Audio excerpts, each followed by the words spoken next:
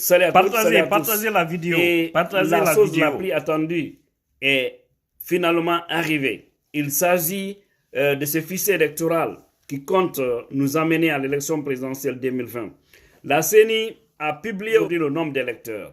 La CENI nous donne un nombre global de 5 410 089 électeurs. Donc, le fichier, ce sont ce nombre-là qui doit réellement voter.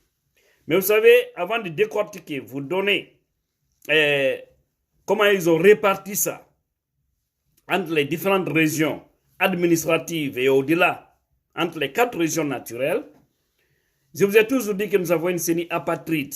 C'est des gens, au fait, leur pays ne les disent rien. C'est des gens qui sont au service d'un individu. Mais il y a un adage qui dit, en creusant le trou de la trahison, il ne faut pas trop l'approfondir, parce que tu ne sais pas qui va tomber là-dedans. Personne ne sait, sauf Dieu. Mais nous allons montrer le contraire de cette situation-là, parce que, je vous jure, le peuple va sévèrement sanctionner ce régime. Et au-delà de ça, tous ceux qui vont contribuer à manigancer les choses paieront lourdement les conséquences négatives de leur malhonnêteté. Je vais vous donner les détails. La CENI nous dit ici qu'il y a 5 410 089 électeurs, comme je venais de le dire. Et sur ça, comment ils ont réparti par région et administrative. La région administrative d'abord de Kankan. La CENI nous dit qu'il y a 1 173 421 électeurs, soit 22% du nombre d'électeurs à cette élection qui pointe à l'horizon. 22% de l'électorat seulement se trouve dans la région de Kankan. Et entendez ici, région de Kankan, c'est la préfecture d'abord de Kankan, Sigiri, Mandiana, Kouroussa et Kerouané. Ce sont ces préfectures-là qui composent la région de Kankan. On vient, la deuxième région qui vient après Kankan, c'est la région de Conakry. Et vous connaissez bien, quand vous entendez Conakry, ce sont les 5 communes de Conakry. Et là, de la capitale, je vais dire, là, on nous dit qu'il y a 1 016 848 électeurs, soit 19% du nombre d'électeurs encore lors de cette élection. Là, vous connaissez déjà les 5 communes. Je ne rentre pas dans les détails. Et la troisième région qui vient, nous avons la région des Zérékoré. Il y a 779 977 électeurs, soit 14% de l'électorat. Et la région des Zérékoré, entendez ici, la préfecture des Zérékoré, Lola, Yomu, Beila, Massantan, Gekedou. Et je ne sais pas, Kissidougou administrativement relève maintenant de Farana. Donc je ne sais pas dans quelle région administrative la CENI a mis le résultat de Kissidougou. Mais ce qui reste clair, naturellement, Kissidougou relève de la Guinée forestière. Mais administrativement maintenant, ça relève de Farana. Donc allons-y. À Kindia, 706 074 électeurs, soit 13% de l'électorat. La région administrative de Kindia, elle est composée, elle, de la préfecture de Kindia, de Forekaria, Koya, de Dubreka, de Fria, si je ne m'abuse, et de Telimele. Nous avons la région de Farana. Farana, on nous dit qu'il vient en 5e position, 463 280 électeurs, soit 9% de l'électorat. Et Farana est composé de Farana, la préfecture de Farana, de Dabola, et de Dingirawi et de Kissidougou, comme je vous le disais tout de suite. Et la région de Boké, qui vient en 6e position.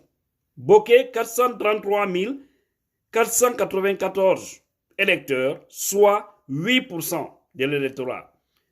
Entendez ici, région administrative de Boké, il s'agit de la préfecture de Boké, de Gawal, de Koundara et de Bofa.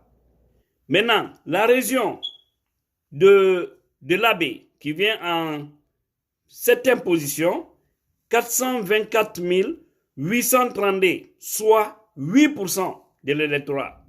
La région de l'Abbé, elle est composée de la préfecture de l'Abbé, de Tougué, de l'Elouma, de Koubia et la préfecture de Mali. Et enfin, la région de Mamou, 321 220 électeurs, soit 6% de l'électorat. La région administrative de Mamou, elle, c'est la préfecture de Mamou, de Dalaba et de Pita. Maintenant, si nous prenons par région naturelle, la Basse-Guinée vient en tête de liste. Et y compris Conakry, il y a 2 156 416 électeurs, soit 40% de l'électorat. Vient en deuxième position la région naturelle de la Haute-Guinée, 1 636 701 électeurs, soit 31% de l'électorat. Mais tellement qu'ils ont gonflé là-bas, imaginez, la préfecture de Mandiana, en 2010, avait un nombre d'électeurs de 84 367. Et aujourd'hui, en 2020, ils sont à 203 731 électeurs. Mais que vraiment la CENI là, monsieur Cissé, soyez un peu honnête au fait avec le peuple. Soyez sérieux avec le peuple. Franchement, hein, j'ai pitié de tous ces commissaires. Parce que vous êtes en train de vous vendre sans se rendre compte. Vous êtes en train de vous faire du mal et de faire du mal à votre progéniture sans vous rendre compte. Ouais, soyez honnêtes pour honorer au moins vos enfants, vos femmes, vos familles. C'est triste. Je continue. Et là, c'est ce qu'ils ont modifié là-bas, ils ont planifié là-bas. Mais c'est Dieu seul Dieu, c'est ce qui va se réaliser. Allah selon là. La troisième région qui vient, c'est la région de la Guinée forestière. 779 977 électeurs, soit 14% de l'électorat. Et la quatrième région, la moyenne Guinée, avec 746 et 46 052 électeurs, soit 14% de l'électorat aussi. Voilà le travail que la série nous a présenté. Et je crois que nous avons déjà une idée. Nous devons savoir ce qu'on doit faire. Nous avons compris, après ce qu'ils ont dessiné, la Basse-Guinée vient en tête. Et si vous comptabilisez ce que je vous ai donné là, c'est que c'est, par exemple, en Haute-Guinée, c'est la région de Kankan et de Farana que j'ai cumulé pour donner ce résultat. En Basse-Guinée, c'est la région de Boké et de Kindia, plus Conakry que j'ai cumulé pour vous donner ces résultats. En Moyenne-Guinée, c'est la région de l'Abbé et de Mamou que j'ai cumulé pour vous donner ces résultats. Et c'est ce qui représente aujourd'hui notre fichier. On a compris maintenant où se trouve le grand nombre d'électeurs. Mais je vais vous dire, restez tranquille, soyez à l'aise. Rien n'est gagné de l'avant. Rien. Le nombre d'électeurs dont on est en train de dire la Haute-Guinée, qui sont allés gonfler là, sachez que tous les gens qui sont en Haute-Guinée ne sont pas avec Alpha Condé. Sachez que ce nombre d'électeurs là, il y a des gens qui sont de l'UFDZ, il y a des gens qui sont des PDN, des PADES, des autres partis. Il y a des Guinéens frustrés parmi ces gens-là qui vont sanctionner Alpha Condé. Tout comme en Basse-Côte. On sait qu'Alpha ne peut pas gagner en Basse-Côte. Ce n'est pas possible. En moyenne Guinée, on sait qu'il ne peut pas gagner.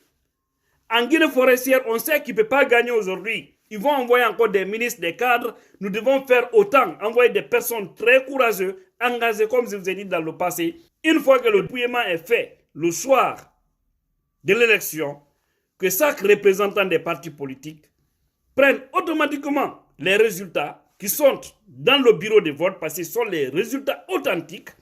Ils le filment, ils les prennent des photos, ils remontent l'information. Et nous avons notre commission électorale qui est mise en place, très dynamique, et ils vont automatiquement comptabiliser les résultats de l'IFDZ, par exemple, pour automatiquement donner notre résultat. Avec ce fichier, avec ce nombre d'électeurs qui viennent de nous présenter, je vous jure, on peut battre le RPZ. Il suffit juste d'être déterminé, engagé sur le terrain, contrôler, être vigilant. Wallahi billahi tallahi, on peut les battre. Il ne peut pas gagner cette élection-là. Pour ne rien au monde, ils ne pourront gagner. Donc, il ne faudrait pas que vous tympanisez ou vous mettez des isanis dans vos têtes. Rassurez-vous que dites-vous déjà on a gagné. Et au-delà de ça, ne pas croiser les bras. On se lève. Il faut mobiliser les moyens maintenant. Je l'ai dit et je répète. Il faut soutenir le parti. Il faut débloquer les moyens, décaisser les moyens matériels, les moyens financiers, les moyens techniques, tout ce qu'il faut dans le domaine électoral, il faut le faire maintenant. Voilà, les personnes valides, des personnes très courageuses, les déployer en Haute-Guinée, les déployer en Guinée forestière, les déployer en Basse-Guinée et au Fouta, partout, parce qu'ils sont capables de tout. Les stratégies, c'est quoi? Moi, j'ai connu ça, parce qu'en 2013, j'étais avec eux sur le terrain. C'est-à-dire là où ils n'ont pas assez d'espoir, qu'est-ce qu'ils font? Ils envoient les gens là-bas pour pagailler, pour qu'on annule les billets, pour qu'on annule nos voix. N'acceptez pas du tout que les gens viennent pagailler dans nos fiefs et que vous les accompagnez. Ne les frappez pas. Neutralisez-les positivement pour que nos électeurs puissent voter. Dans les autres régions où les gens pensent qu'on n'est pas majoritaire, c'est-à-dire l'IFDZ, chassez que là-bas on va les battre. Parce qu'il y a beaucoup qui ont adhéré dans l'IFDZ. Il suffit juste des stratèges, je vous jure, encore une fois de plus. Wallahi, on peut les battre dans les urnes. Maintenant, à partir de là, on va s'imposer sur notre résultat. Et vous allez voir ce qui va en venir. Alpha, il ira. Il ira. Aujourd'hui, vous avez suivi encore au-delà IFR qui dit qu'il ne va pas donner de consignes de vote. J'ai toujours dit, il y a longtemps, c'est-à-dire ces gens-là, si ce n'est pas eux, leur boss là, si ce n'est pas lui, alors ils préfèrent que ça reste comme ça. C'est des gens, ils préfèrent aujourd'hui Alpha Condé que c'est Loudanen. Je vous le dis clairement. Mais nous, ce n'est pas notre problème. Heureusement, leurs militants sont avec nous. La majorité des militants de l'IFR est aujourd'hui avec l'IFDZ. Ne nous paniquons pas, ne faisons rien. Battons-nous sur le terrain avec les autres partis politiques qui ont la même vision que nous pour gagner cette élection. Je reviens encore pour dire au FNDC, revenez sur terre, essayez de convaincre les citoyens à aller voter, sanctionner Alpha Condé dans les urnes pour rétablir l'ordre constitutionnel dont on est en train de réclamer aujourd'hui. C'est le seul moyen qu'on pourra faire partir Alpha Condé. Il faut encourager les citoyens à aller voter, à aller sanctionner Alpha Condé dans les urnes. C'est une très bonne leçon qu'il faut vraiment tirer. Au lieu de dire vous allez manifester, continuez, on a manifesté, on n'a pas empêché Alpha Condé. Dans les urnes, on peut gagner, on s'impose sur notre pouvoir. Est-ce que vous comprenez? À partir de là, vous allez voir s'il y a problème, Alpha et tous ceux qui sont en train de le soutenir négativement dans cette plus grande malhonnêteté en tireront les conséquences. Et l'histoire étendra qu'ils sont à la base de tout ce qui va en venir. Prions Dieu que tout se passe bien et que Alpha Condé accepte sa défaite. Parce que Alpha ne peut pas gagner une élection aujourd'hui en Guinée. À moins qu'on me dise que les Guinéens sont maudits. Parce qu'on ne peut pas continuer à soutenir quelqu'un qui nous fait du mal avec ses mauvaises ruses, avec toutes ces situations. Je vais revenir sur ça pour en décortiquer de plus. Peuple de Guinée, soyons convaincus, soyons rassurés que nous allons gagner. Allez-y chercher vos cartes électorales une fois qu'ils vont commencer à les distribuer. Ceux qui n'ont pas les possibilités ou qui ne peuvent pas faire la différence, qui n'ont pas été à l'école, les autres jeunes, aidez-les à retrouver leurs cartes. C'est extrêmement important. Remettez-les, aidez-les à connaître où se trouvent les bureaux de vote pour que le jour de l'élection, qu'ils puissent aller voter.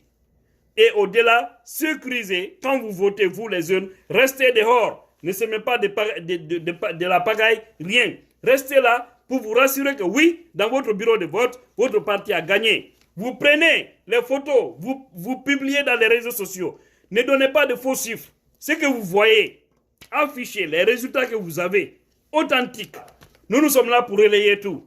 Le soir de l'élection, on va donner le nom du président de la République, du futur président de la République. On ne va même pas attendre cette CENI. Si maintenant les résultats que la CENI va publier sera contraire aux résultats issus des bureaux de vote, des urnes, là, la CENI va elle aussi en tirer les conséquences. One love.